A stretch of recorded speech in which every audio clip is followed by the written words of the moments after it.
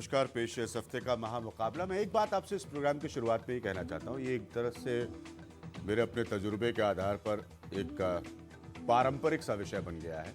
हर चुनाव आते हैं लोकसभा के और हम ज़रूर इस पर चर्चा करते हैं कि भाई महिलाओं का रिप्रेजेंटेशन कैसा है इन चुनाव में। क्या महिलाओं को वाकई भारतीय सियासत में अपनी जगह मिल पाई है? क्या हम ये बड़ा नाटकीय सिंबॉलिज्म करते हैं और उसी में यकीन करते हैं? बदलता कितना कुछ है, ये मेरे लिए अपने आकलन से कह पाना बहुत मुश्किल है।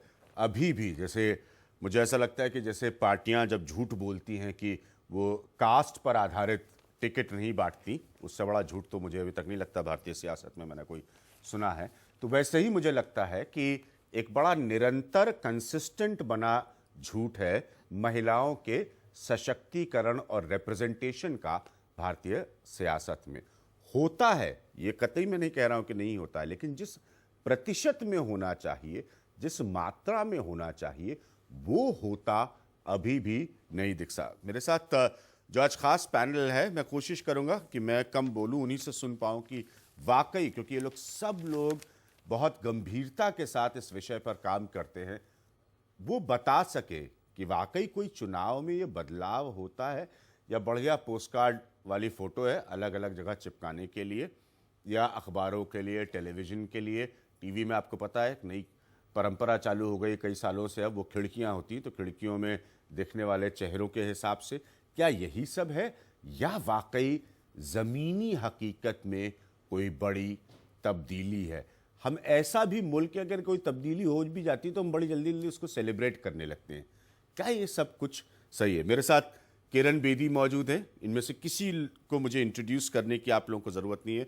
रंजना कुमारी हैं, शाजिया इल्मी हैं, शोभा ओझा है जो कि स्पोक्स पर्सन भी है कांग्रेस पार्टी की, और नजमा हिप्तुल्ला हैं जो आप सब जानते हैं कि भारतीय जनता पार्टी से जुड़ी हैं और एक सीनियर लीडर है।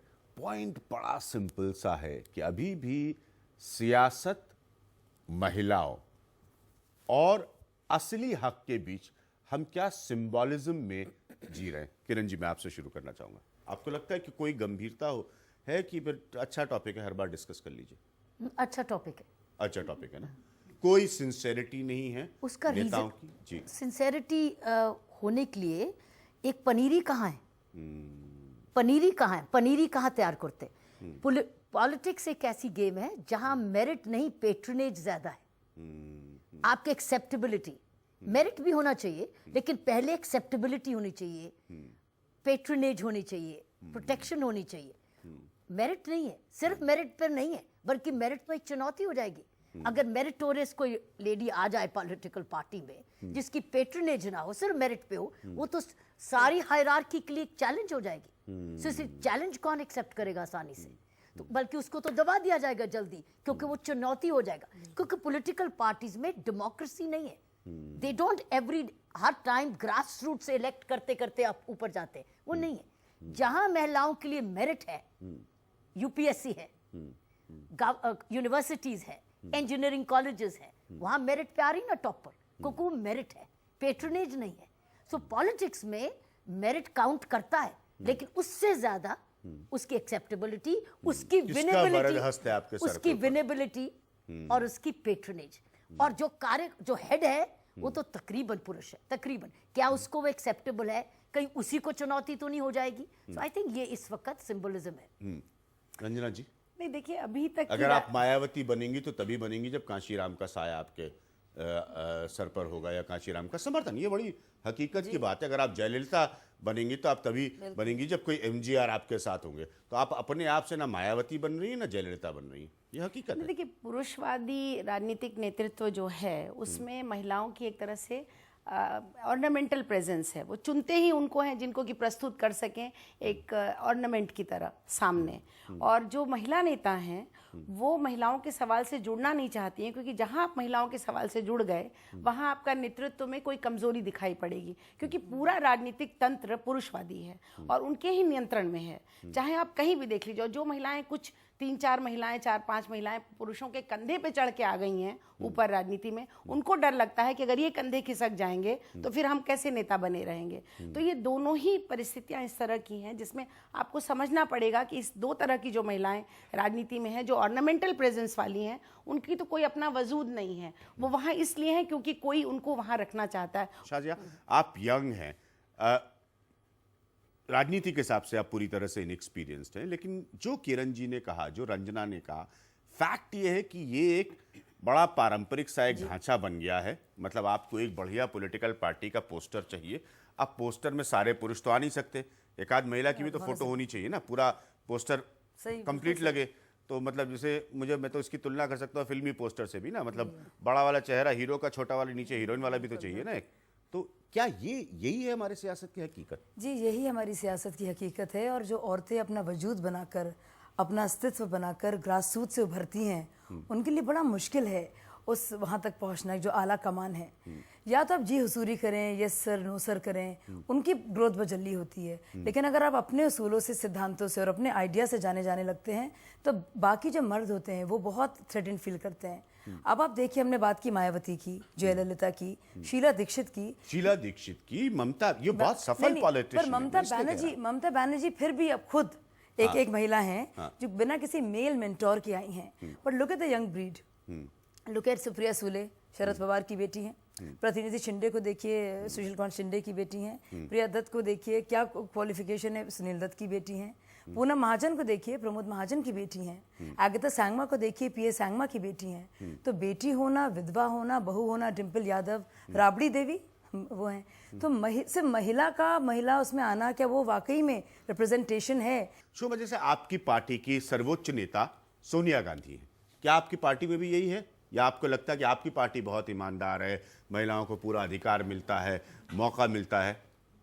देखिए, जहाँ तक कांग्रेस पार्टी का सवाल है और ख़ास तौर पे सोनिया जी का सवाल है, कांग्रेस पार्टी में सोनिया जी ने जब से कमान संभाली, पहली पॉलिटिकल पार्टी थी जिसने पार्टी के अंदर 33% आरक्षण हमें दिया अलग अलग पदों में। और जहाँ जो सपना राजीव जी का था 33% आरक्षण स्थानीय निकायों के चुनाव में, लोकल बॉडीज के चुनाव में, वो इस देश की महिलाओं को मिला। और उस आरक्षण को सोनिया जी ने बढ़ा के 50% कर दिया, जो कि मैं कहूँगी विश्व में कोई देश नहीं है जहां 50% महिलाओं को आरक्षण है, जो कि एक बहुत बड़ा कदम था महिला सशक्तिकरण की ओर। जरा आप अपनी हकीकत सुनिए, एक मिनट, अब जरा आप अपनी रियलिटी सुनिए। ये सोनिया गांधी की पार्टी है कांग्रेस, ध्यान से सुनिएगा। इनके मैनिफेस्टो में लिखा है कि महिला आरक्षण विधेयक जो है वो बिल पास किया जाएगा। अब इनकी जरा हकीकत सुनिए। इन्होंने 419 लोकसभा उम्मीदवारों को टिकट दिया, 419, उसमें से सिर्फ 55 महिलाएं थी, विच मेक्स नियरली 15%। हाँ, ये 13.1% होता है। एक ध्यान से, 13.1% होता है। 55 महिलाओं को आपने टिकट दिया। अभी आपने सोनिया गांधी के गुणगान में मुझे बताया कि उन्होंने कैसे 50% आरक्षण कांग्रेस पार्टी के भीतर दिया। तो जब आप 50 अंदर नहीं, हाँ, लोकल बॉडी इलेक्शंस में अभिज्ञान जी, हाँ, लोकल बॉडी, नगर पंचायत, पार्षद, अच्छा, नगर पालिका, लोकल बॉडी इलेक्शन के चुनाव लड़ती हैं कांग्रेस की तरफ से महिलाएं, तो वो इस काबिल नहीं है कि लोकसभा लड़ सके? बिल्कुल लड़ सकती हैं, क्यों नहीं लड़ सकती? इसीलिए देखिए, आपके पास लिस्ट हो तो आप देखिए किस और पार्टी ने 55 टिकट दिए हैं। ये तो बात सही है। नजमा जी, आपको क्या लगता है, आप संसद में इतने लंबे तजुर्बे तक रही, बहुत अहम पोजीशंस आपने होल्ड की, क्या वाकई जमीनी हकीकत में महिलाओं के लिए कुछ बदला है, या जैसा कि मैं बार बार कह रहा हूं, ये बस एक अच्छी टेलीविजन बहस का विषय है, इसके आगे कुछ नहीं? अच्छी टेलीविजन का विषय है और ये चलना चाहिए, क्योंकि कुछ न कुछ तो दिमागों पे हथौड़े पड़ेंगे, तब हो सकता है कि उनकी मानसिकता बदल जाए। मगर मैं रंजना कुमारी से इस बात में सहमत नहीं हूं कि पार्लियामेंट में ये बात, राज्यसभा और लोकसभा में, मैं अपनी पार्टी की बात कर रही हूँ, मैं किसी दूसरी पार्टी की बुराई नहीं कर रही, क्योंकि मैं शुरू से समझती हूँ कि महिला का मुद्दा पार्टियों से ऊपर डिसाइड करना चाहिए। ये पार्टियों में फंसा के इसको करना, मैं समझती हूँ ये इसको डिफीट करने के हमारी मंशा होगी। तो इनको कृपया पार्टी से ऊपर रखें। मगर मुझे जवाब देना है रंजना कुमारी को कि कई बार लोकसभा में ये बात सुषमा जी ने खड़े होकर कही, शायद आपने देखी नहीं होगी क्योंकि मैं राज्यसभा में हूं, इससे मुझे मालूम है। 93 में सबसे पहले जब ये पंचायत का बिल आया था, उसके बाद जब 95 में यूएन की कॉन्फ्रेंस हुई थी, तो सबसे पहले पार्लियामेंट में ये मुद्दा मैंने उठा के एक रेजोल्यूशन पास कराया था। उसके बाद ये सारे मैनिफेस्टो में आने लगा। ये तो उसकी एक छोटी सी तारीख है। मगर सवाल ये है कि मैं भी पहले आरक्षण के फेवर में नहीं थी। मैं चाहती थी कि जैसे हमारी किरण बेदी जी ने कहा कि एफिशिएंसी और एबिलिटी के बेसिस पे चुनना चाहिए। हम मेहनत करके ऊपर आए, कहीं से टपकाए नहीं गए। मगर बाद में ये लगा कि बगैर आरक्षण के, बगैर लेवल प्लेइंग ग्राउंड के महिलाओं को कोई जगह मिलने वाली नहीं है। इसीलिए हमने तरफदारी करी कि 33% रिजर्वेशन होना चाहिए। राज्यसभा में जब ये बिल आया तो मैं कांग्रेस की महिला को थोड़ा सा करेक्शन करना चाहूंगी बड़े अदब के साथ कि अगर बीजेपी सपोर्ट नहीं करती तो कांग्रेस कांग्रेस बिल नहीं ला सकती थी। बीजेपी ने पूरी उसकी तरफदारी करी, हमने वोट दिया। और ये बात कहना बाहर निकल के कि और सब पार्टियां खिलाफ नहीं, बीजेपी का नाम ले रहे हैं, आप गलत कह रहे हैं। कम्युनिस्ट लोगों ने भी इसको पूरी तरीके से सपोर्ट करा। लोकसभा में बिल नहीं लाए, इसका मुझे अफसोस है। आपकी पार्टी की भी हकीकत यह है कि आपके मैनिफेस्टो में अब दो प्रमुख देश की पार्टियां हैं आप लोगों के सामने, कांग्रेस और बीजेपी। अब जरा मोदी साहब की पार्टी की स्थिति देखिए, सोनिया गांधी की स्थिति आपने सुन ली। इनका भी मैनिफेस्टो में कमिटमेंट है 33% आरक्षण का पार्लियामेंट्री और स्टेट असेंबली, यानी कि संसदीय व्यवस्था में और विधानसभाओं की व्यवस्था में, दोनों में एक कॉन्स्टिट्यूशनल अमेंडमेंट यानी बदलाव, जो कि एक संवैधानिक अमेंडमेंट के जरिए होता है। अब इनकी तस्वीर यह है कि इन्होंने 407 उम्मीदवारों में से, नजमा जी, आप लोगों ने 36 महिलाओं को टिकट दिया है। आपका प्रतिशत बनता है 8.8% का, कांग्रेस का बनता है 13.1% का। किरण बेदी और रंजना कुमारी जी से मैं बाद में पूछूंगा कि ये वाकई कोई बड़ा ज्यादा बढ़ा हुआ प्रतिशत, ये मुझे नहीं पता। लेकिन जब आप लोग टिकट बांटते हैं इस मुल्क की दो बड़ी पॉलिटिकल पार्टीज, ये तो आपके रिप्रेजेंटेशन के आंकड़े नजमा जी। क्या इससे ज्यादा उम्मीदवार बीजेपी को, मोदी जी जिनके पोस्टर लगे हुए हैं हर जगह महिलाओं के समर्थन हासिल करने के लिए, क्या इससे ज्यादा उनको कैंडिडेट नहीं मिल पा रहे थे? देखिए, मैं रियलिटी की बात करती हूँ, मैं रिटोरिक की बात नहीं करती। रिटोरिक तो बहुत है कि आप महिलाओं को 100% दे दीजिए, वो जीत जाएंगे, ऐसा नहीं होता। हाँ। एक लेवल प्लेइंग ग्राउंड होती है। Election is a mechanical process. आप महिला को जब बराबरी की जमीन नहीं दोगे और उनसे कहोगे कि मां अखाड़े में जाके कुश्ती लड़ो, तो ये नामुमकिन है। मैं इस बात पे पक्की तौर पे यकीन मानती हूँ। और मैंने सिर्फ इंडिया में नहीं, मैंने दुनिया की पार्लियामेंट देखी है। 148 कंट्री की पार्लियामेंट की मैं प्रेसिडेंट रही हूँ। मुझे मालूम है हर मुल्क में यही होता है। जहां आरक्षण नहीं था वहां महिलाएं ऊपर नहीं आई। This is the fact. अगर ये फैक्ट है, इसलिए कि मुझे पता है फैक्ट है। आप रिटोरिक की बात मत कीजिए, रियलिटी की बात कीजिए।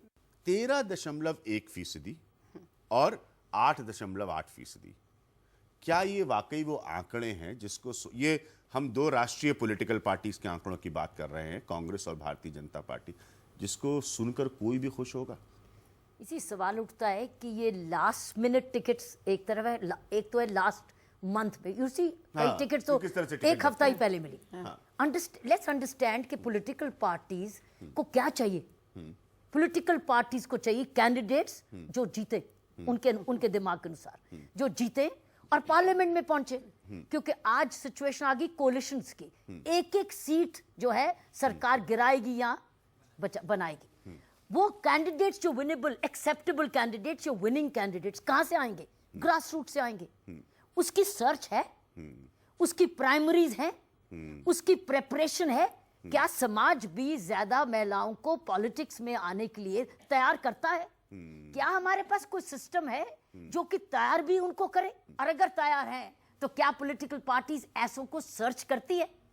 सर्च करके उनको पहले से 1 साल नहीं 2 साल पहले पॉलिसी मेकिंग में लाती है? ये नहीं सडनली हो जाए, क्योंकि वो डिसीजन मेकिंग अगर लाती है तो वो क्या रहती है, वेलफेयर ओरिएंटेड रहती है, विमेन महिला मंडल में रहती है, वो उनकी असली पॉलिसी मेकिंग में नहीं आती। अभिज्ञान, मैं इससे थोड़ा अलग बात कहना चाहूंगी। पहले तो नज़मा जी का जवाब कि पार्लियामेंट में जब राज्यसभा में पास हुआ उसके बाद से लोकसभा में लाया जाना था, लेकिन मैं पूरी पार्लियामेंट की प्रोसीडिंग पढ़ चुकी हूँ और बड़े मैं दावे के साथ कहती हूँ कि एक बार भी विपक्ष की नेता ने या विपक्ष ने इस बात को पर सरकार पर दबाव नहीं डाला कि इस बिल को प्रस्तुत किया जाए, तो ये करेक्शन। लेकिन मैं अब असली मुद्दे पर आती हूँ जो किरण जी ने कहा, तैयारी है, औरतें भी हैं, लेकिन आप उन औरतों को जगह देना नहीं चाहते। ये मानसिकता है, ये एक तरह का आपकी नीतिगत और आपकी जो नीयत है, नीयत खराब है और नीति नहीं है, इसकी वजह से ये होता है।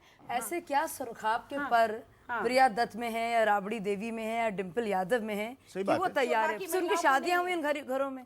शोभा जी, मैं बहुत जल्दी इसका मैं लूंगा एक ब्रेक यहाँ पर। की मैं कह सकती हूँ कि कांग्रेस की हर इलेक्शन कमेटी में, सिलेक्शन कमेटी जो इलेक्शन के लिए होती है, प्रदेश इलेक्शन कमेटी हम उसे कहते हैं, उसमें भी महिला कांग्रेस अध्यक्ष का होना अनिवार्य है। ऐसी जिले में है तो जो कमेटियों से नाम चुनते आते हैं, एक या दो महिला रहती नहीं उसमें एक तो पड़ता महिला है। कांग्रेस अध्यक्ष तो रहती है, उसके अलावा भी महिलाएं रहती है, ऐसा नहीं है नहीं रहती है। दो बातें शुरुआती बातचीत से निकल कर आई। पहली ये, ठीक है, अगर पॉलिटिकल पार्टीज की ये ओपिनियन है, आखिरकार संसद में इनका रिप्रेजेंटेशन है, इनको देश के लिए कानून बनाना होता है, बिल्कुल 33% आरक्षण हो। सबसे बड़ी चीज है कि क्या हमारे मुल्क में वाकई किसी फॉर्मूला को बनाकर किसी फॉर्मूला को फॉलो करने की जरूरत है, या आप स्वतः समझें कि ये बदलाव और जरूरी है और आप फॉर्मूला बनाकर देश को दें।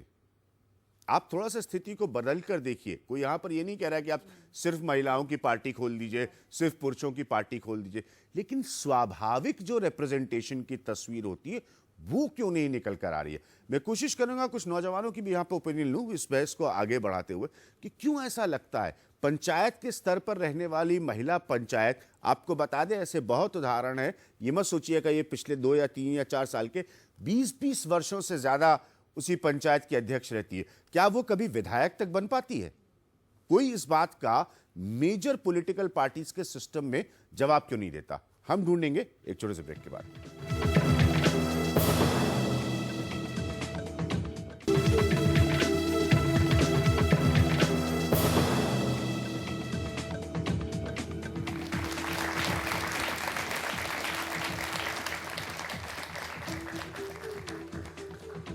अच्छा, मैं आपको एक और बड़ी दिलचस्प बात बताता हूँ, क्योंकि ये भी टीवी पे बोला जाता है। तो आप कभी भी किसी से पूछिए, अगर आप पत्रकार है तो भाई फलानी सीट यहाँ पे डिसाइड हो रही है तो किसको मिलेगी, तो आपको यही जवाब मिलता है अक्सर कि भैया वहाँ पर यादव बहुत हैं और ऐसा लग रहा है कि गुर्जर और यादव की डायरेक्ट फाइट है और मुस्लिम जो है लग रहा है स्प्लिट हो जाएगा। तो मैंने पूछा भाई आज तक, अभी तक तो मेरे जीवन में आपको एक्सपीरियंस से बता सकता हूँ, किसी ने मुझे नहीं कहा कि भैया वहाँ पर महिलाओं का बड़ा जोर है। आज तक मैंने नहीं सुना। मैं हिंदुस्तान के बड़े से बड़े नेता का नाम नहीं लेना चाहता, लेकिन मैं आपको बता सकता हूँ आज तक मैंने अपने मुंह से किसी नेता को ये कहते नहीं सुना कि नहीं भाई साहब यहाँ पर हम एक महिला को टिकट देंगे, उन्होंने बड़ा अच्छा काम किया है। तो जब भी आप सुनते हैं कहते नहीं ब्राह्मण ये वाली सीट में बहुत है, ब्राह्मण आगे रहेगा और इस बार तो थोड़ा माहौल बदल गया है, तो अगर मुसलमान इधर जाता है तो ब्राह्मण का पक्का है। यही सुनने को मिलता है। कोई नहीं कहता आपसे, कोई नहीं कहता आपसे कि यहां पर महिलाओं ने जमीन पर काम किया है, लोगों का दर्द बांटा है, लोगों के लिए खड़ी हुई है, इसलिए उनको टिकट मिलनी चाहिए। ये हकीकत है। मैं जान रहा हूं कि सुनने में थोड़ा सा अटपटा लग रहा होगा आपको, लेकिन ये रियलिटी है। और उसके बाद होती है पोस्टरबाजी, जुमलेबाजी और नारेबाजी। कोई ऐसा नेता मैंने आज तक अपने जीवन में नहीं देखा जो महिलाओं के हक के लिए खड़ा ना हो। कोई आपने आज तक पोस्टर देखा आप लोगों ने जहां पर किसी नेता ने अपना पोस्टर लगवा दिया हो कि हम नारी सशक्तिकरण के खिलाफ है? करते कुछ नहीं। आप जी इस पॉइंट को समझिए। मैं थोड़ा सा सवाल प्रश्न लेना चाहूंगा। हाँ सर, आप जी, आपके हाथ में माइक, आपका प्रश्न किनसे है?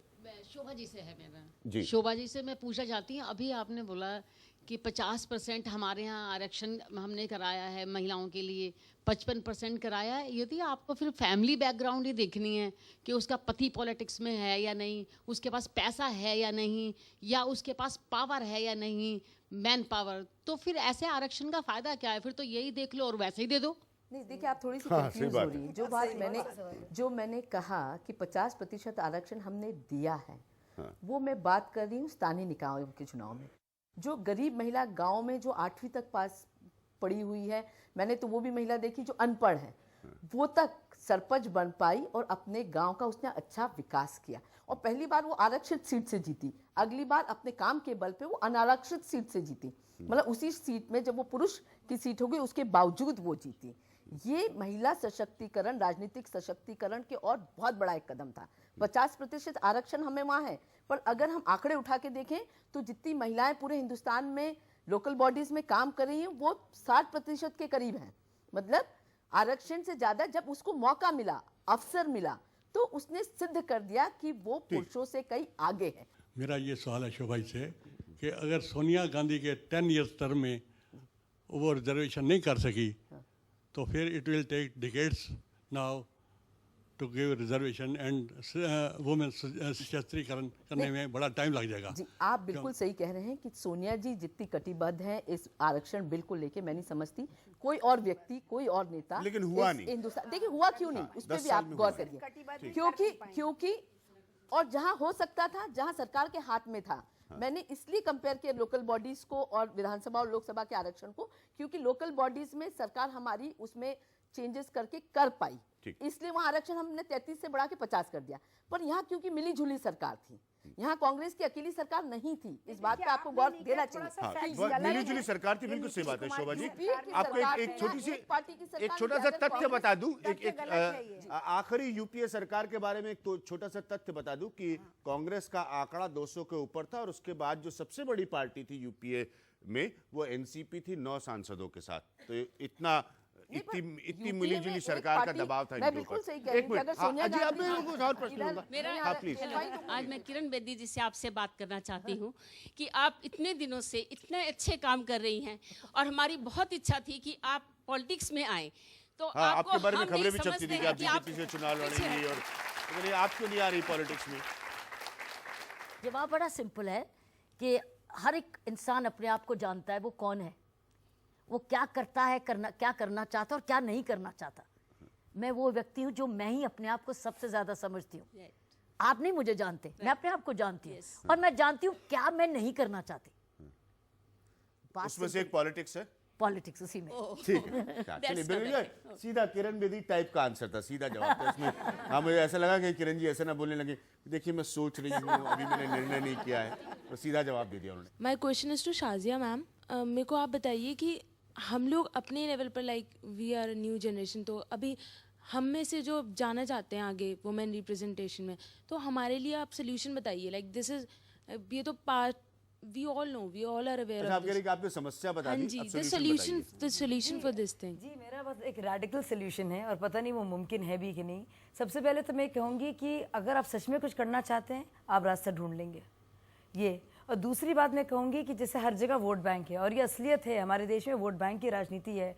जाट वोट, अहेर vote, Kurmi vote, Jatav vote, Valmiki vote, ब्राह्मण वोट। एक वुमेन वोट बैंक भी होना चाहिए अक्रॉस, जो सारे वर्गों से हटके से ऊपर और वर्णों से। और अगर वो होगा ना, और वो वुमेन अलग अलग समाज की जुड़ जाएं और एक महिला को सपोर्ट करें, जो किसी भी जाट की हो, जात की हो, किसी भी धर्म की हो, तो उससे फ़र्क पड़ेगा। और आप लोग को जो यंग जनरेशन है, मेरे ख्याल से आप लोग बहुत बड़ा रोल प्ले कर सकते हैं। गुड इवनिंग, मेरा सवाल शोभा मैम से है। मैम, अभी आपने बोला कि आपकी पार्टी ने मतलब महिलाओं को बहुत मौके दिए हैं और से ज़्यादा, लेकिन आपके ये कहाँ काम हुआ इन सब का? मतलब अभी भी हम लोग ये सोच रहे हैं कि 7 बजने वाले हैं एंड हम घर कैसे जाएंगे, कि घर में सब लोग परेशान होंगे। लेकिन फिर जब 7 बजे ये हालत हो रही है, तो हम 10 बजे जब हम लोग ऑफिस से काम करने के बाद जाएंगे तब क्या हालत होगी? मतलब सड़क पर अभी भी चलने में लड़कियों को इतनी प्रॉब्लम होती है। मैं ये पूछना चाहूँगी आपसे। जहाँ तक महिलाओं की सुरक्षा की बात है, सरकार ने कानून बनाए, कानून बने, सख्त कानून बने, पर उसकी इम्प्लीमेंटिंग एजेंसीज कौन है?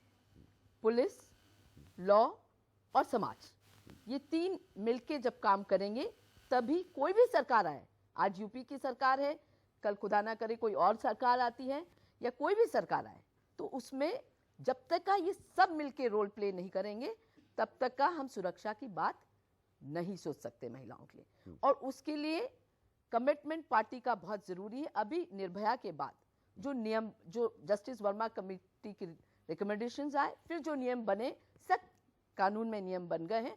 अब ओनर्स रेप का प्रूव करने का महिला पे नहीं है, किंतु जो रेप करता है उस पे है।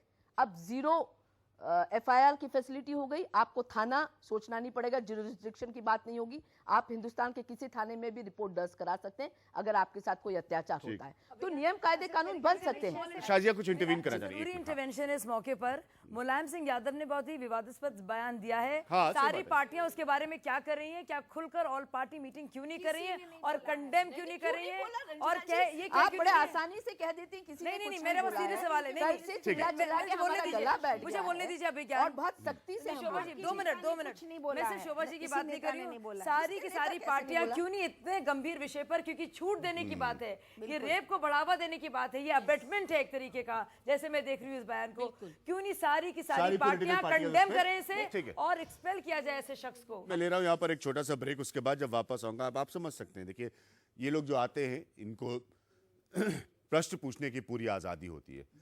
इनके प्रश्न में बड़ी मासूमियत होती है, बहुत ईमानदारी होती है। इनके प्रश्न का अभी तक सार क्या निकला? इनके प्रश्न का सार ये निकला कि आप हमें आरक्षण और कब मिलेगा, कैसे मिलेगा, ये सब ना समझाएं।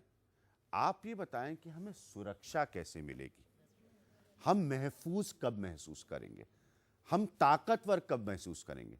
समझ रहे हैं पॉलिटिकल पार्टीज के नेता कि आपकी होर्डिंग लगाने से कोई फायदा नहीं होगा।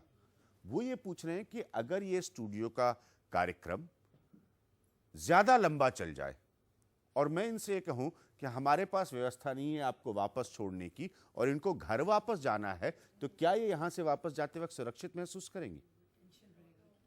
पॉइंट ये है, ये क्यों नहीं एड्रेस होता है? अब आप समझ रहे हैं, मैंने कहा ना, मैं हो सकता है 10 वर्ष बाद भी महिला आरक्षण पे एक कार्यक्रम कर लूं। पॉइंट ये है, ये कहना कि साहब इसकी जिम्मेदारी, उसकी जिम्मेदारी, निर्भया के बाद की जो तस्वीर आई, लेकिन ये अभी भी तो नहीं सुरक्षित महसूस कर रहे हैं। ये कौन एड्रेस कर रहा है? हम वापस आएंगे और कोशिश करेंगे कुछ और ऐसे ही इस जनता के प्रश्न लेने की, एक छोटे से ब्रेक के बाद।